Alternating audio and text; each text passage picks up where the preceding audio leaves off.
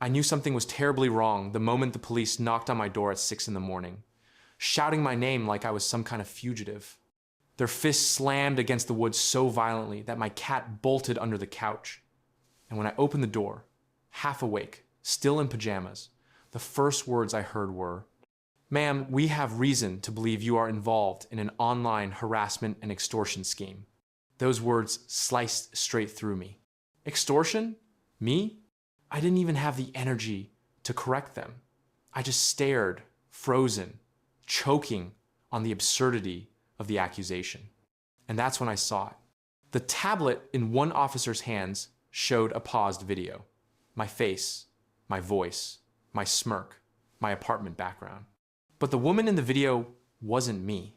She was cruel, mocking, threatening someone and demanding money.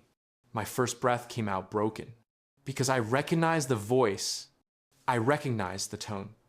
Only one person in the world could imitate me that perfectly. My sister. My perfect, beloved, cherished younger sister, Emily, the girl I'd practically raised, supported, protected, guided, and loved more than anything. The girl who had apparently used AI to steal my face, my voice, and my entire identity, and destroy my life with it. I should have seen the signs earlier. But like an idiot, I didn't. My name is Lena.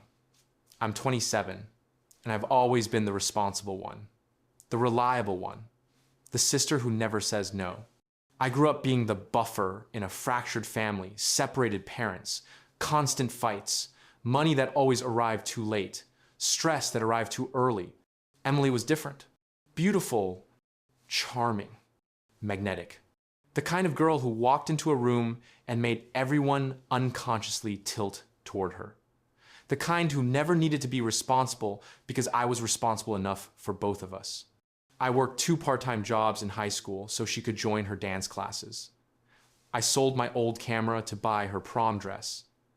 I picked her up drunk from parties. I covered her rent for 3 months after she got fired. I defended her when my mom said she was selfish. I defended her when my dad said she was manipulative. I defended her even when she didn't deserve it. I told myself this was love, that older sisters do this, that one day she would understand. But Emily didn't understand. She only learned that she could take and take and take, and I would never stop giving. The officer cleared his throat, snapping me out of my thoughts. "Ma'am, we need to ask you a few questions." I didn't do that. "That's not me in the video," I whispered, pointing at the screen. "It looks like you," he replied. And God, it did. It looked exactly like me. But deep down, I already knew who it really was. I answered their questions. I handed over my phone. I showed them text messages, timestamps, proof I'd been working during the alleged video call. Eventually, they left with an apology. But the damage was done. My neighbors saw. My landlord saw. My boss heard. By 10 a.m., whispers were circulating online. By noon, I received the first hate message. By evening, I lost my job. And my sister? She sent me a message at 11:03 p.m. A single, cold-hearted text that shattered something inside me. "You'll be fine. You be fine." That was it. Not what happened. Not "Are you okay?" Just a dismissive, sarcastic, almost pleased, "You'll be fine." I felt something inside me snap something that had been bending for years under her weight. The next morning, I went straight to her apartment. Emily opened the door wearing my hoodie, the one she'd borrowed and never returned. Her hair was messy, her eyeliner smudged, but she still somehow looked like the world adored her. She raised an eyebrow. "Wow, you look like hell." "Emily," I whispered throat tight, "what did you do?" She leaned against the doorframe. "Do? About what?" "You know exactly what." I pushed past her, stepping inside. Her eyes flickered momentary panic before returning to that infuriating, careless calm. "Lena, you're overreacting. It was a joke." "A joke?" I choked. "The police came to my door. I lost my job. There are videos of me online threatening people. She shrugged, flopped on the couch, and grabbed a bag of chips. It wasn't even that serious.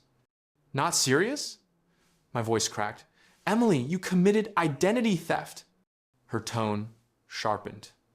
No, I just tested one of those AI filters and sent a video to a guy who pissed me off. I didn't think it'd go viral. How is that my fault? How is it not your fault? She scoffed. You're being dramatic. It's not like your life was that great to begin with. That was the punch to the gut. Because I had built everything I had with sweat, sacrifice, and struggle, and she dismissed it like trash. I sank onto a chair, burying my face in my hands. Emily, why would you do this to me? Silence. For a moment, I thought she might feel remorse. But then she said quietly, almost too casually, because people like me better than you. I froze. She continued, voice dripping with jealousy she'd never admitted before. You act so perfect all the time. Everyone always says, Lena works so hard. Lena sacrifices everything. Lena is the responsible one. I'm sick of it. I wanted people to see you mess up for once. I stared at her, heart pounding in disbelief. You wanted to ruin my life? Because you were jealous? Emily smirked. It's not ruined. Stop being such a martyr. I stood up. I'm going to the police. Her eyes widened. You're not serious. Oh, I'm very serious. She jumped up, grabbing my arm. Lena, don't. If you report me, you'll what? Fake another video? Steal my passport next? Her silence said everything. But then panic morphing into cruelty, she whispered. If you report me, I'll tell everyone the truth. What truth? That you used to hit me. My breath caught. That never happened.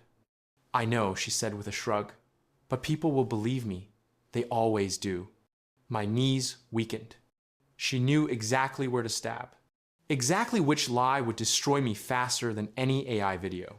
I walked out before I did something I'd regret. Over the next few days, things spiraled. More fake videos appeared online, my face shouting insults, threatening strangers, laughing at tragedies. None of them were real. All were created with that same deep fake generator. People tagged me in comments. My inbox overflowed with threats. Even relatives sent messages like, Lena, how could you? This is disgusting. We raised you better. I tried to explain. No one listened. But the worst message came from my mother. Emily says she's afraid of you. Come talk to me. Afraid of me. Emily had begun spreading her lie. My hands shook so hard I could barely type. Do you really believe I ever hurt her? I just want to understand what's happening. Ask her. Ask her if she has any proof. Proof doesn't matter if she feels unsafe. That was when I realized Emily wasn't just trying to ruin my reputation. She wanted to erase me entirely from the family picture. I cried for hours. Not because of the accusations, but because my family believed them so easily. The breaking point came 4 days later. A company emailed me. We have received a report that you threatened one of our employees. We are forwarding your case to legal. In the attachment were screenshots. Me, or at least the AI version of me, aggressively insulting a customer service representative. That was it. I couldn't hide. I couldn't pretend she would stop on her own. So I made a decision. I was going to expose her. Not with yelling, not with accusations, but with proof. I bought a screen recorder. I installed apps. I contacted digital forensic students online. I joined forums where people analyzed deepfakes. I learned the micro details that separate real footage from manipulated footage. I spent nights awake, my laptop burning my thighs, my eyes dry, my heart raw with betrayal. And finally, I caught her. She slipped. She forgot to hide metadata on one of her projects. An exported file contained the username, mstar98, her childhood username for everything. When I confronted her, she exploded. You're insane. You went through my stuff? No, I said calmly. You sent your deepfake video to the wrong person. and they forwarded it to me. For the first time, Emily looked scared. Lena, you can't show Mom. You can't show the police. I didn't mean for it to get this far. But it did, I said, and you didn't stop. She clutched her head, pacing. I just wanted a break. I just wanted people to stop comparing us. I didn't know it would go viral, I swear. You could have stopped at any time. You could have apologized. You could have admitted the truth. Her eyes filled with tears. I thought you'd forgive me. You always do. I swallowed hard, because she was right. I always forgave her, but not this time. I'm done, I said. I'm going to the police, and I'm going to Mom, and I'm going to everyone you lied to. She dropped to her knees. Lena, please, please, I'll lose everything. I stared down at her. And what did you think would happen to me? She cried harder, but I had no tears left. You stole my face, I whispered. You stole my life. You let people hate me for something you did. You made Mom believe I hurt you. I didn't mean to, she sobbed. That doesn't matter anymore. The fallout was nuclear. My mom was devastated. My dad was furious. Relatives apologized reluctantly. The police opened a case. And Emily, she faced consequences for the first time in her life. She tried to guilt trip me. She tried to manipulate me. She even tried to tell people I forced her to confess. But the truth was too strong. The evidence was undeniable. Our relationship, whatever it had been, was dead. For weeks, I couldn't sleep properly. I jumped at every notification, terrified it would be another deepfake. I begged the internet to scrub my videos. And some websites complied, some didn't. But slowly, painfully, things began to settle. People moved on. New scandals overshadowed mine. My face on screen became a fading memory. And one morning I woke up and realized I was free. Free from protecting her. Free from rescuing her. Free from carrying the weight of someone who never appreciated it. I changed my number. I moved apartments. I got a new job. I rebuilt my life from scratch, this time with boundaries, with strength, and with awareness. And the moral of my story? Sometimes the people you love the most are the ones who will destroy you the fastest. And sometimes the only way to save yourself is to let them face the consequences of their own choices. Because my sister didn't just steal my face, she stole who I used to be, but she also forced me to become someone stronger, someone who can finally say, no more.